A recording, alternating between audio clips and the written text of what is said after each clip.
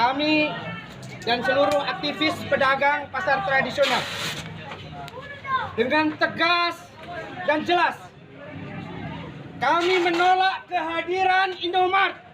Setuju? Dari video amatir inilah aksi warga yang juga pedagang pasar tradisional Bersehati Manado yang menutup sebuah minimarket yang berada di dalam area pasar Bersehati Manado.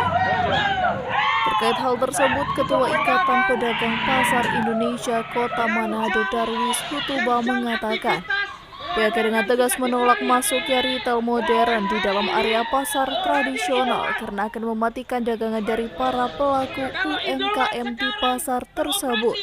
Ya, terkait pembangunan pasar modern ya, Indomaret yang ada di dalam area pasar Bersehati, ini jelas-jelas kami katakan bahwa Wali Kota Manado telah melanggar ketentuan Undang-Undang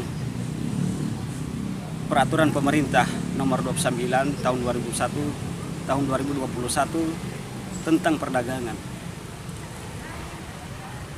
di mana bahwa bangunan pasar modern seperti ini itu tidak bisa dibangun di dalam area pasar tradisional, dan ini mengancam.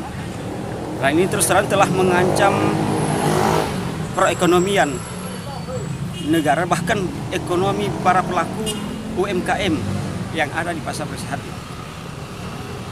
Oleh sebab itu, karena ini telah mengancam kehidupan ekonomi daripada pelaku pasar tradisional yang dalam hal ini adalah pelaku UMKM, kami kemarin melakukan protes bahwa tidak boleh ada pembangunan pasar modern di dalam area pasar tradisional.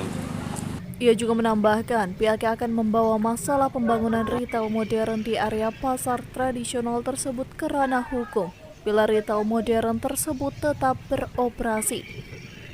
Putra Kawanua TV.